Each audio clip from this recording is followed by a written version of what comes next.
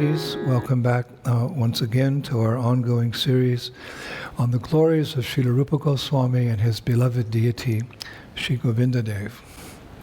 Nama Om Vishnupadaya Krishna Pashtaya Bhutale Srimati Bhaktivedanta Swami Niti Namane Namaste Saraswati Deve Gauravani Pacharine Nivishesha Shunyavadi Paschata Deshatarane. All glories to Srila Prabhupada.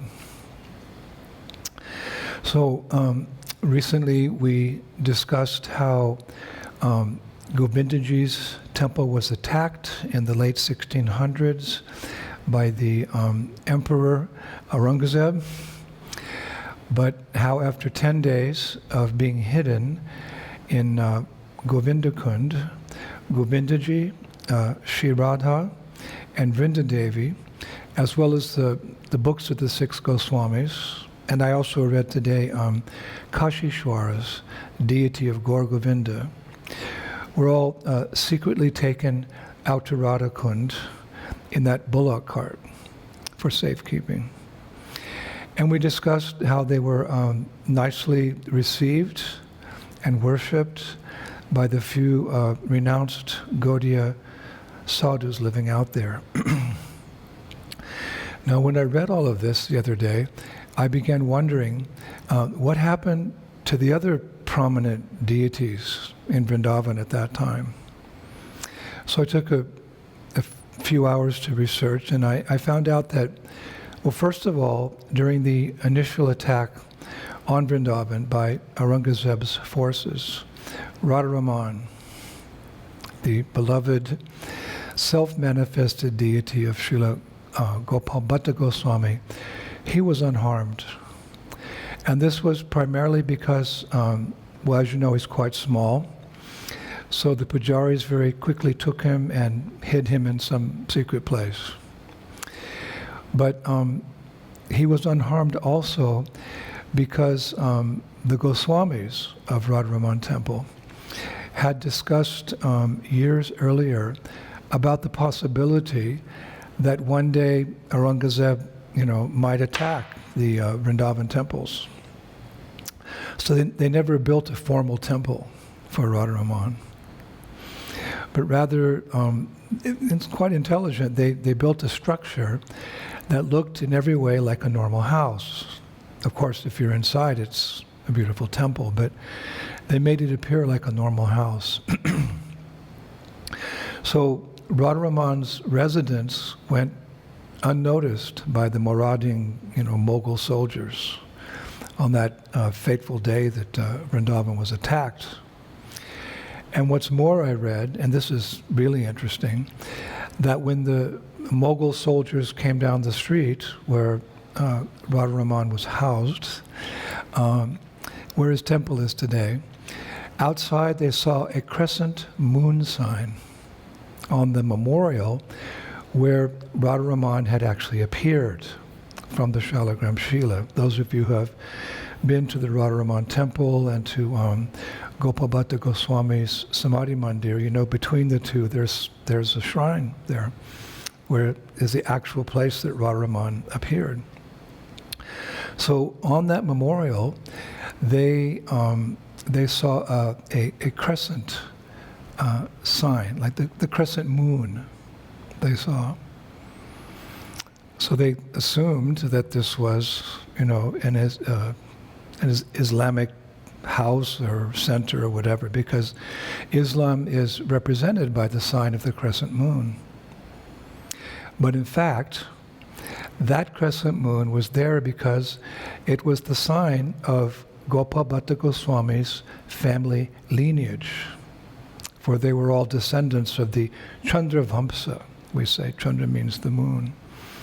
So in their family, they also use the crescent moon as a sign of their lineage.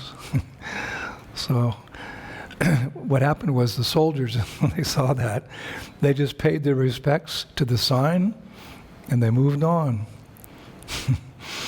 And when I read that, I remembered a verse from the Bible, from Isaiah 45:15. In the Bible, it's written, "Truly, you are a God who hides himself O God of Israel, the Savior.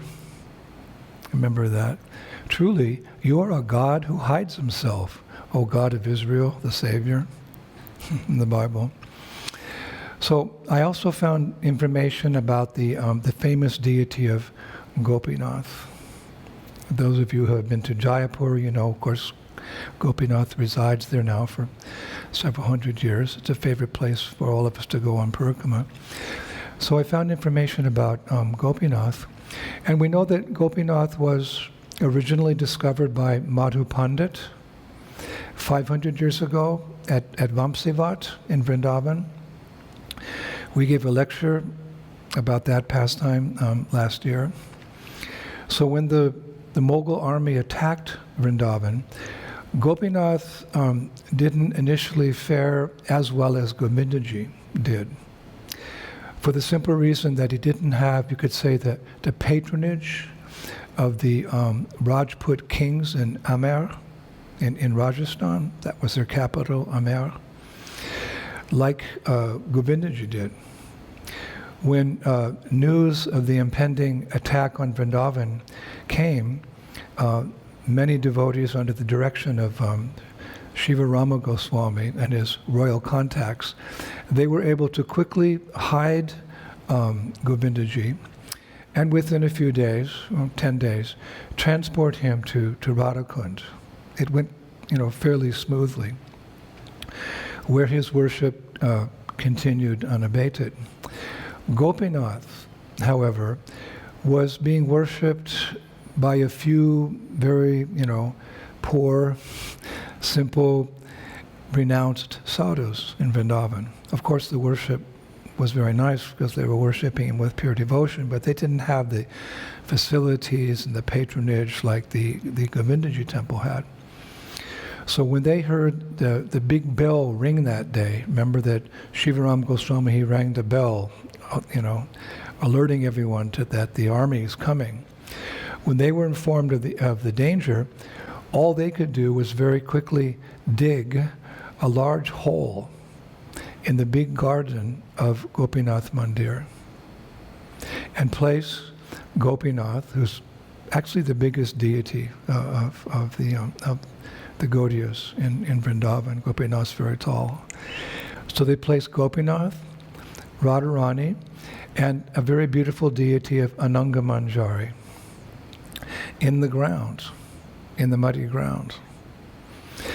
And whereas Govindaji's temple at that time was situated, you could say, on the edge of Vrindavan town, kind of out of sight of everything, the temple of Radha Gopinath was situated right in the very marketplace of Vrindavan. You could say almost in the center of Vrindavan town, right in the market, near the marketplace. Thus, any attempt to move Gopinath and the deities that accompanied him would be easily noticed. If someone tried to dig up, the earth and take them out of that hole, it could be easily noticed because they're practically in the center of town. So I was very sad to read that Gopinath and the other deities with him, they remained, this is hard to say, they remained in that muddy hole for 5 years. For 5 years. And after 5 years, those renounced sadhus, they somehow were able to safely dig him and Radha and Nanga Manjari out and secretly move them to Radha Kunda as well. Now, as for Damodar, Damodar's the very small, beloved deity of Srila Jiva Goswami, who was carved by the hands of Rupa Goswami and given to Jiva Goswami as a present. And as far as Damodar,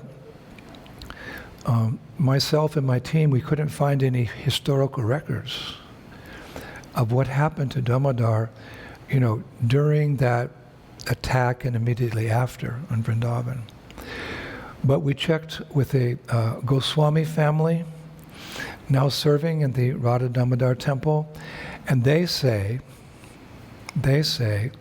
that Damodar actually traveled with Govindaji to Radha Kunda on the bullock cart. And eventually, with all the stops that we'll be reading about, made it to present-day Jaipur. Now, they gave evidence for that. They said that at that time, the Rajput kings of Rajasthan were giving grants and charity to both the deities together in one document. To Govindaji and to Damodar. For whatever reason, their grants and their charity were given to those two deities at the same time, and there's a document to that effect, which they told me is in Jaipur, and being kept safely there. So that's the Damodar. Now, regarding Radha Madan Mohan, as we know, Madan Mohan, the first deity discovered in Vrindavan by the Goswamis, by Srila Sanatana Goswami. The Mughals attacked Radha Madan Mohan's temple, and they were very busy destroying part of that temple. What we see today is actually the remnants. It doesn't look like, like the Govindaji temple. You can see how it was attacked, but it was attacked and partially destroyed. But those pujaris were somehow able to move Madan Mohan and Srimati Radharani, who had come by that time, secretly out to Radha Kunda as well. And from there, they eventually made their way to Rajasthan. And I also looked into the deities of Shamananda Pandit, Radha Shamsundar, who at that time were being worshipped by a few sadhus in their bhajan kutirs in the middle of the Sevakunj forest. They didn't have a temple at that time. Radha Shamsundar didn't have a temple at that time. So they went unnoticed by the Moradin invaders. And then there's the famous deity of Radha Balaba. Some of you may have seen Radha Balaba. He's a very beautiful deity. I've always been attracted to him. He has a temple, kind of well, it's difficult to describe where it is, but it's a very beautiful temple, and very popular temple. And he has very beautiful, dark, blackish eyes. I believe they're actually jewels. And he is one of the most exquisitely dressed deities every day in Vrindavan. I recommend you try to find this temple, Radha Balaba. And his history, actually, we can take a moment. His history, his overall history is, well, briefly, it's very interesting. I was reading in the Institute that once a Shiva Bhakta named Atmadeva, he went to Mount Kailash for doing tapasya, and at one point Lord Shiva appeared to him and asked him what he desired. But this Atmadeva, he had nothing to request from Shiva. He was described as Atmarama. Atmarama means he was self-satisfied. But it's described that Lord Shiva, of course, in some respects we see him as a devata. Now in Sanskrit, one meaning of deva is, quote, one who gives, one who gives. So Shiva said, in this particular instance, but I am Mahadeva, the giver of everything. So you can't go away empty-handed. You must ask something from me. So the devotee, humble Shiva Bhakta, he said, well then, Lord Shiva, please give to me what is most dear to you. So Lord Shiva said, well, most dear to me is Parvati. Then he paused. And he said, but even more dear to me is Radha Balaba. Radha Balaba. So how can I give you Radha Balaba? I'll give you Parvati.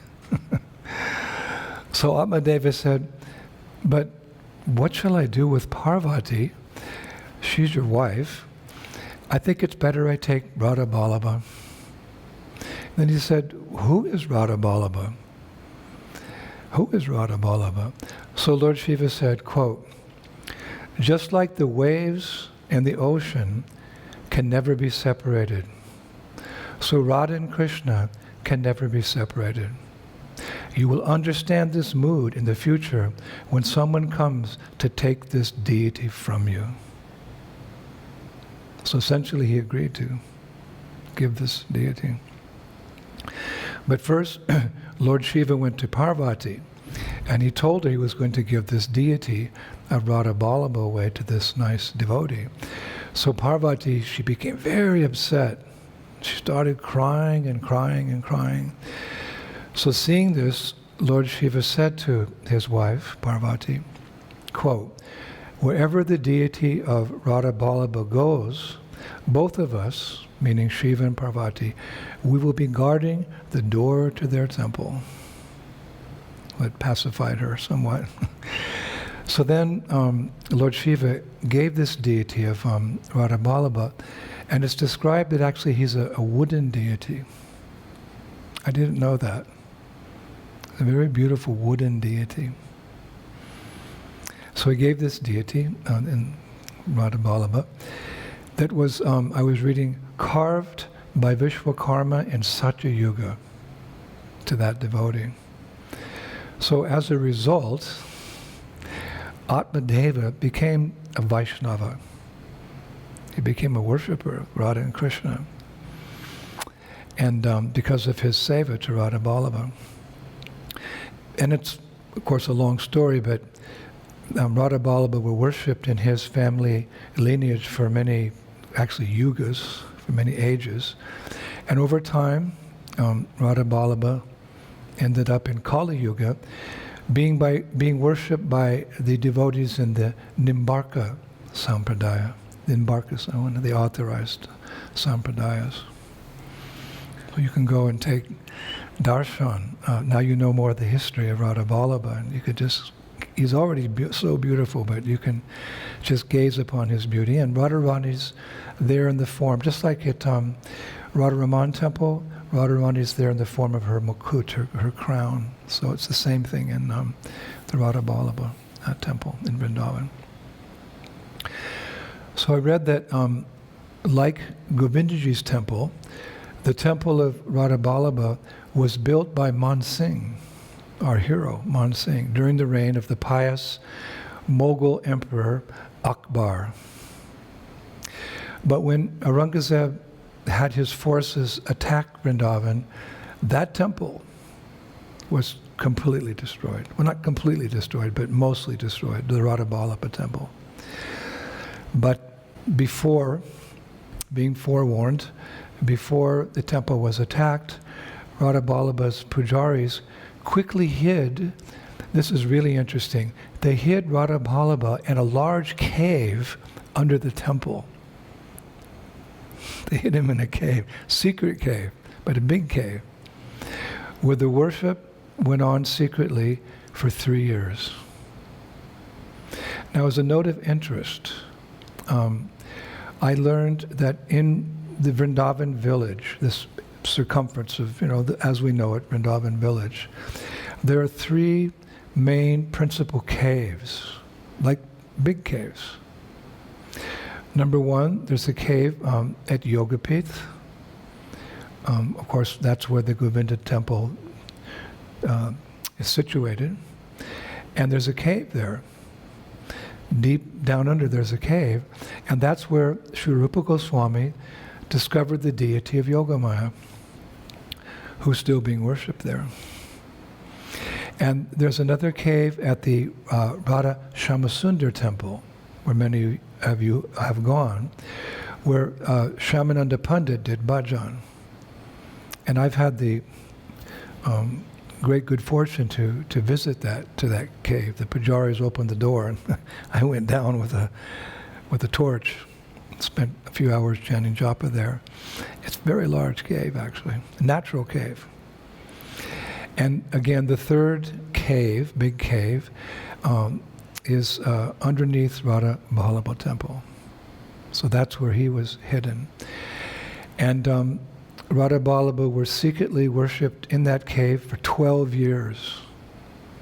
And then they were moved to Kamyavan, where they stayed for 25 years. And then in 1707, when the tyrant Aurangazeb died, Radha Balaba were taken back to Vrindavan proper. He didn't go to Jaipur. Came back to Vrindavan proper. So much nectar, we're discovering in the Vrindavan Research Institute. A great blessing now that for ISKCON that we have this opportunity to get all this authorized knowledge.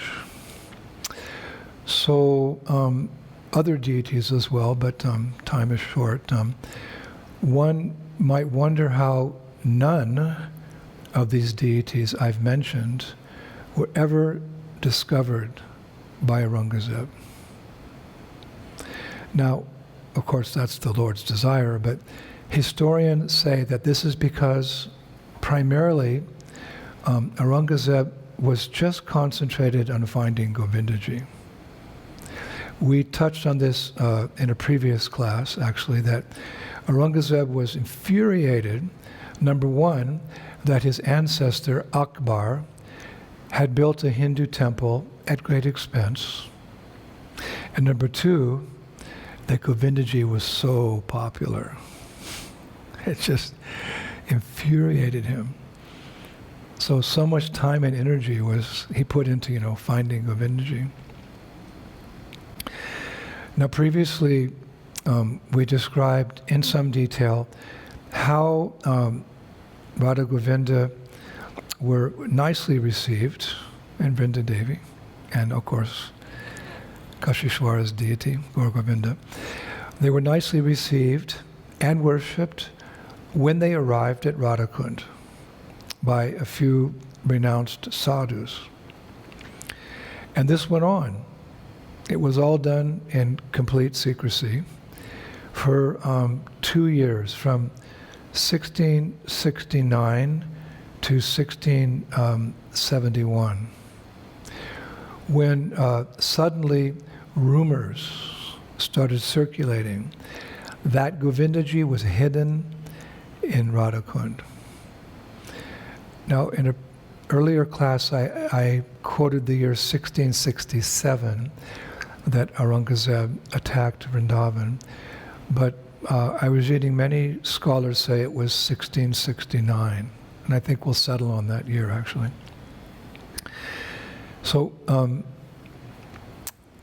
let us say in 1671, 2 years later, knowing that these rumors are starting to circulate and it's going to get to the ears of Aurangazeb, our hero, Shivaram Goswami, wrote a letter to the reigning Rajput king in Rajasthan. His name was Ram Singh I. Ram Singh I, who was ruling in Amer.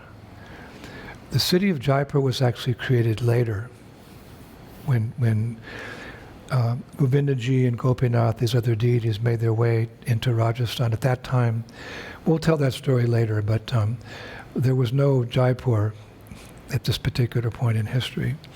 So Ram Singh I was ruling in Amer, and when you go down to visit Jaipur, we often pass by this, this fantastic palace on the mountains outside of Jaipur, and that was the palace of these former kings, built in such a way that it would be very difficult to attack. It's one thing I noticed when we drove there. It's on top of a hilly area, mountain, and many valleys and so forth. It would be hard for an army to attack there. So that's where they were ruling. So this particular king at that time, Ram Singh I, he was ruling in Amer, and so Shivaram Goswami wrote him a letter, and in that letter, he asked Ram Singh to please give shelter to Govindaji. What if you received a letter like that? You are in power, and you are a devotee. Yes. So I found the letter.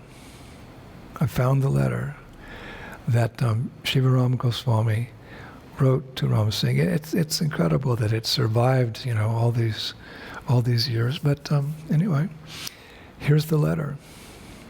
My dear Ram Singh, Shivaram Goswami writes, like your father, who was always devoted to the lotus feet of Govinda-dev, and your forefathers, who were also the servants of Govinda-dev, a small community of Vaishnavas residing on the banks of Radha Kunda expect the same from you. Govindaji and his servants are in danger from all sides. Please give us shelter so that the service of Govinda-dev will go smoothly in your kingdom. Unquote. So, these are Rajput kings. They're Krishna Bhaktas. So Ram Singh contacted his nephew, whose name was Udar Singh, who was ruling in the famous town of Kamyavan, where we go on Parikrama.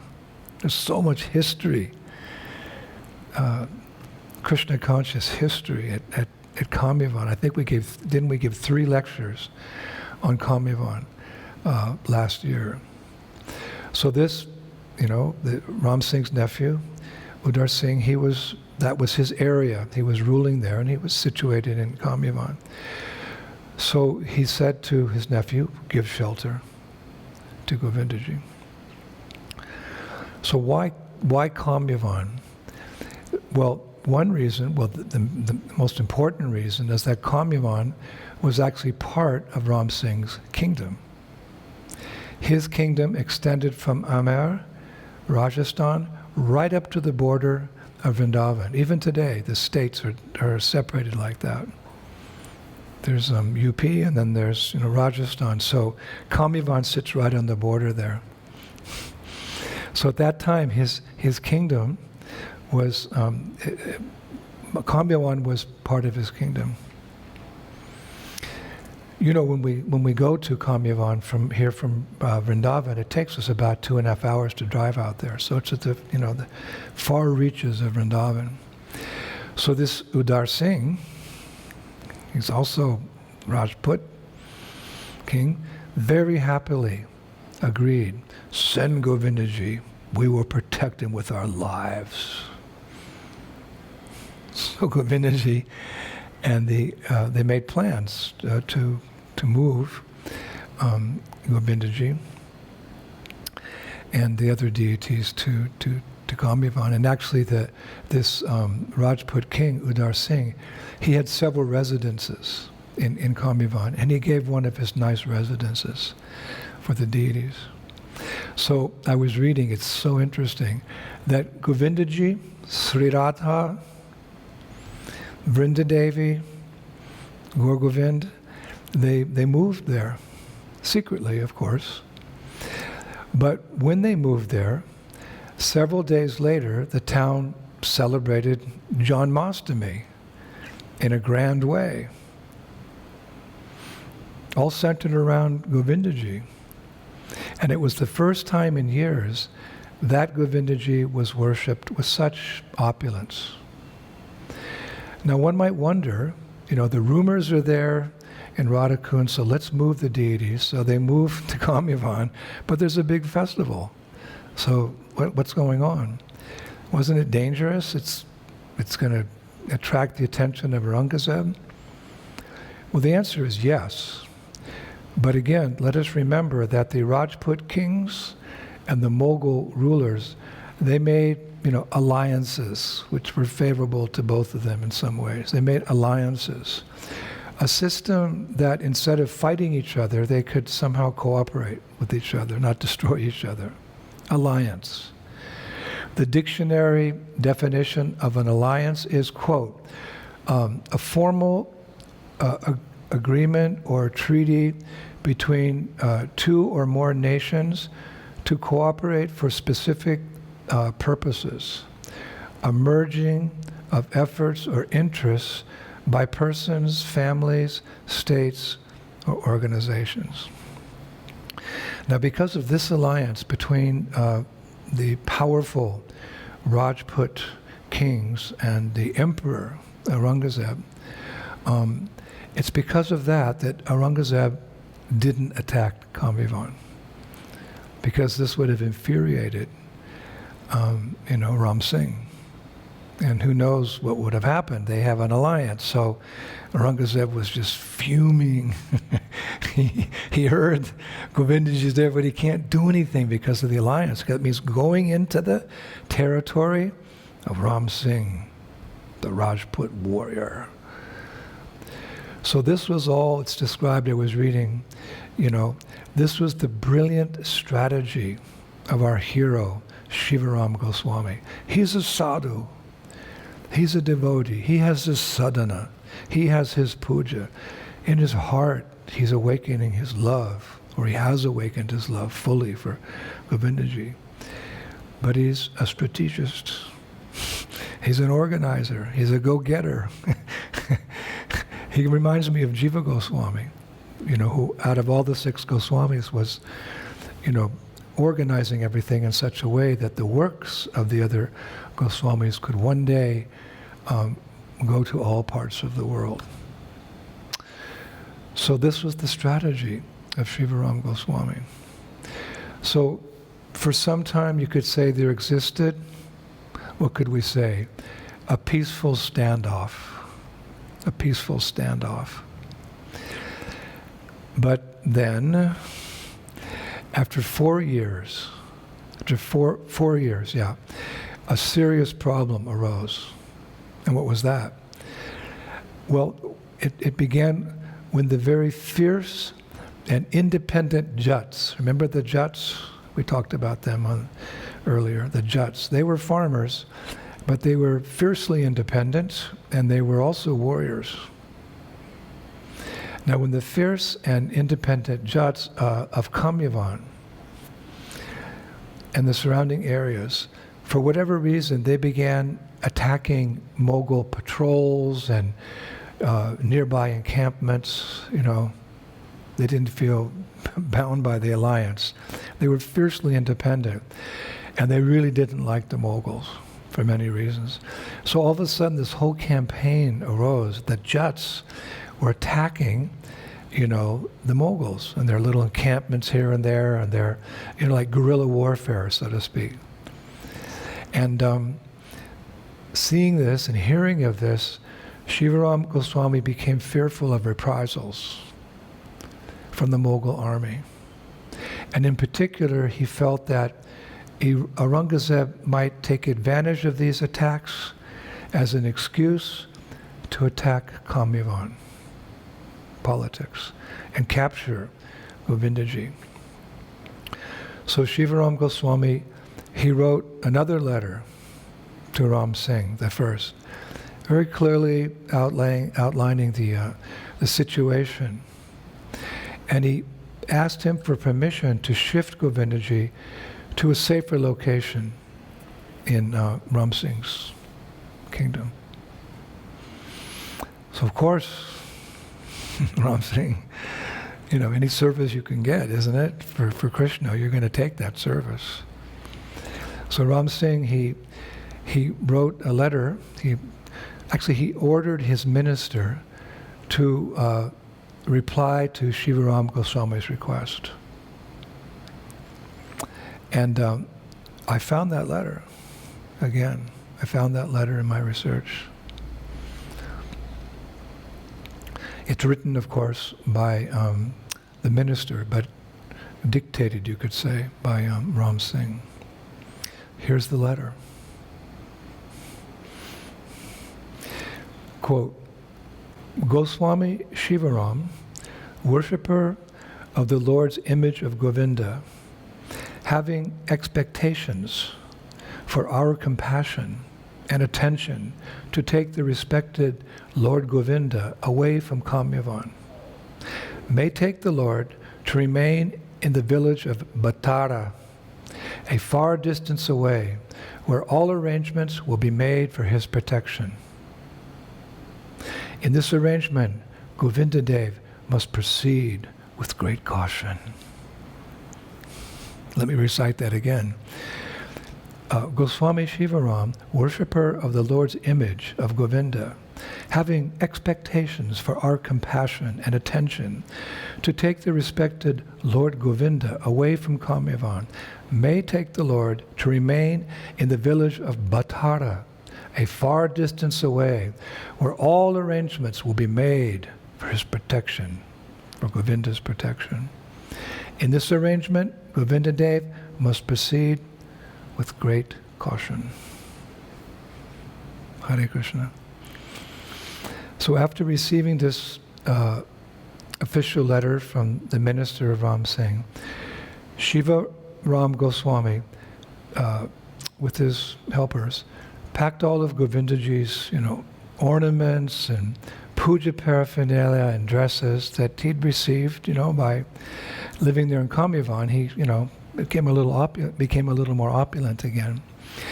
And then he called for the big bullock cart of Govinda-dev, which I want to have darshan of in Jaipur. Again, I told you it's there somewhere, being kept in Jaipur. Try to get a photo for all of you. So he called for that bullock cart. Then Shivaram Goswami and his helpers, they placed Govinda, Dev, Ji, Radharani, and Gaur Govinda on that cart. Then Shivaram Goswami called for another cart where several men struggled to put the big deity of Vrindadevi, the beloved deity of Rupa Goswami, on that second cart. So then the first cart with Govindaji and the other deities left for that next destination. But as many of you know, when it came time for Vrindadevi's cart to leave, something incredibly unusual, mystical happened. Her cart would not move. No matter how hard the devotees tried. And they brought in horses. I heard they even brought in some elephants. She wouldn't move. Vrindadevi refused to go outside of Braj.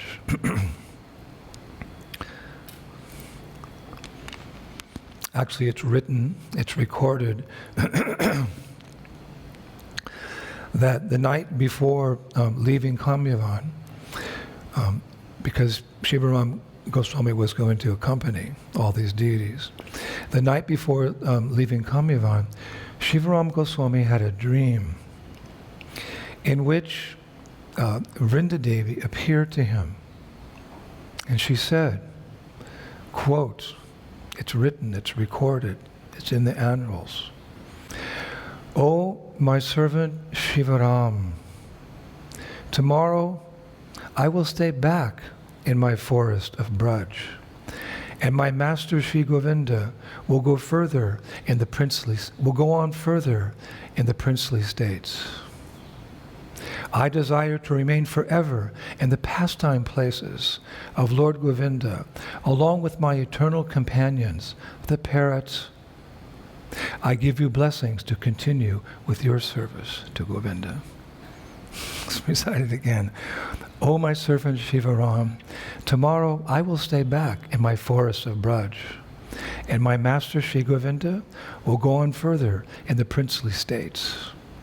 I desire to remain forever in the pastime places of Lord Govinda, along with my eternal companions, the parrots. I give you blessings to continue with your service of Govinda, to Govinda." That was his dream. Of course, we know these are not dreams like we have dreams. Rather, in the minds of pure devotees, these are visions. This is Krishna personally appearing, or Vrindadevi personally appearing. So you can say vision. but we'll call it a dream because that's how it's described in the records. But so when Shivaram Goswami saw this dream coming true the next day, he's standing there and Vrindadevi's not leaving in the bullock cart. His dream was coming true. He turned to his younger son, whose name was Krishna Charan. He said, "Son, you stay back in Kamyavan and serve Vrindadevi in the same mood that Sri Rupa Goswami used to." Now, when his son heard that, it meant that, Govindaji's going. He's going to miss Govindaji, Radha, and Gaur Govind, and his father. When that became clear to him, he fainted unconscious. But of course he stayed. That was the order. And he very nicely served Vrindadevi for a long time, for the rest of his life actually. So at last, in the year 1675, as the devotees, I was reading, it's hard, as the devotees of Kamyavan cried rivers of tears, Govindaji secretly crossed the boundaries of Braj, leaving his beloved Vrindadevi behind, and his devotees as well, and proceeded on his way, which we will describe in the next few lectures. I'd like to close now. I was reading that when remembering this monumental moment, this historic occasion, local Brajbasis here in Vrindavan, I've been told, local Brajbasis, when they remember how Govindaji left, Vrindavan, and he never came back, local Brajbasis, this causes them to sing from their hearts a particular poem, remembering the specific occasion as it crossed, out of Vrindavan, out of Kamyavan into Rajasthan. The local Brajbasis, they sing a particular poem by the poet Surdas. And I will finish with that great devotee's poem, sung by the Brajbasis. It's in Brajbas, the language. Chale ghai dil ke dhamangir, jab sudhi aye pyare, tihare daraski ute kalaji per. Vrindavan van shivat tyago, bhulayo yamuna ter. Braj gopin ki preti bi sharyo, aisho bhayer beper. Suradas lalita hashi bholi akir jat aher. My imperfect Brajbhasa. Here's the poem. Our beloved left all of us. Whenever he comes in our memory, our hearts start paining. He is dark with beautiful eyes, and he is more handsome than Cupid. He left Vrindavan, the sacred tree of Vamsivat, and the banks of the Jamuna. Forgetting the love of his Braja Gopis, he became discourteous. The poet Surdas quotes Lalita. "O Saki, why are you lamenting? After all, he was only a cowherd boy." Hare Krishna. Shri Govinda-dev ki, Shri Radha Govinda ki, Shri Rupa Goswami ki, Shri Ram Goswami ki, all the residents in Vrindavan, past, present, and future. Ki Jai. Thank you, Prabhus.